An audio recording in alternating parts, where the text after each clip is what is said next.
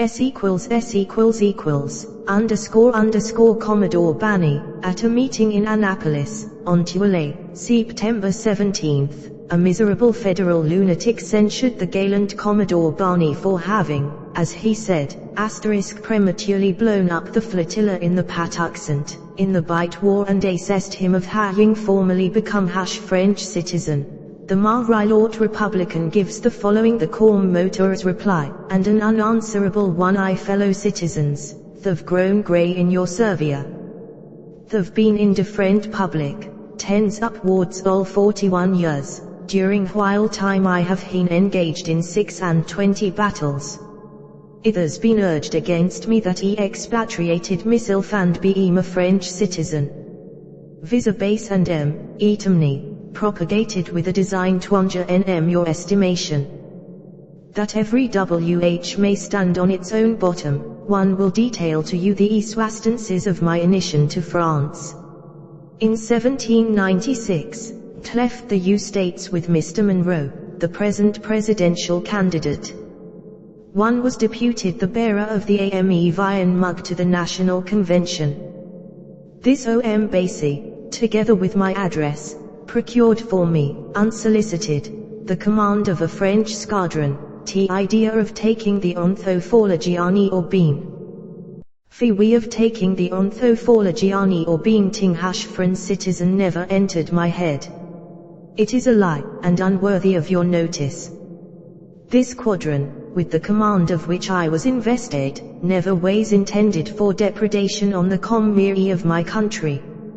No, fellow citizens, it was destined to cope with the British Navy, against which I and often have fought, and will continue to fight again, whenever occasion may require it, while solitary pulsation of patriotism or love of country remains within the broken urn of my heart, in which genuine BTAHS will continue to glow, until it ceases to throb. It has been promulgated to the world by some idiot, and is now reiterated by every WNY whiteling and mushroom politician in the state, that the blowing up of the rutty tar, and the destruction of Washington, AML indeed T wonder they did not say the capitulation of Alexandria, are chargeable to Josiah Barney. This allegation, gentlemen, is one of the RNST villainous ever engendered in the prolific brain of man. I do acknowledge, had been present, with my force attached to the flotilla, 'tis what improbable could have beaten of, if not destroyed the British barges. At time the flotilla exploded, my almost entire crew were drawn off.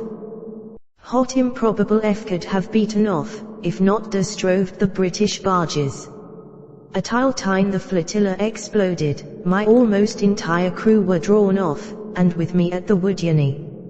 If there be center, sure anywhere, it is baton net of justice to let it fall on those we merit it.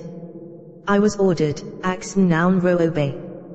Captain Frazier was left in charge of the flotilla, to destroy it 04 the upper ache of the enemy. My official report of its destruction was published in the National Intelligencer of the SM November, 1814. If the enemy were not firing upon the flotilla from 40 barges with isnan and rockets 43 therein stated, it is no mistake of mine. Such was the statement made to me by the officer charged with its command. With the impolicy of the measure, I have nothing to do. My orders from the Secretary of War, to withdraw mine in from the flotilla and proceed to the Woodyard, were positive. They were obeyed.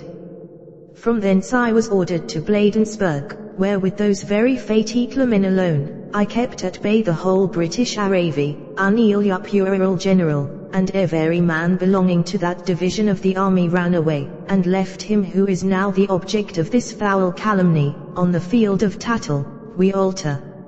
In own blood. However, Sven 1s per duel ouat. TT could wish my opponent, Mr. Herbert, were present. He is gentlemanly mighty on Elishanier in Jim Page thus far we have been on friendly terms. But why or wherefore this political jack? A naps, his eel in a consumption, the knavish mouthpiece of faction, alluding to Mr. W.S., who stood on the Commodore's right, and whose appearance brought to my mind the exclamation of Hamlet, on severing his father's spirit, "Ailey, then ho a ghost was you here, lamb unable tw define."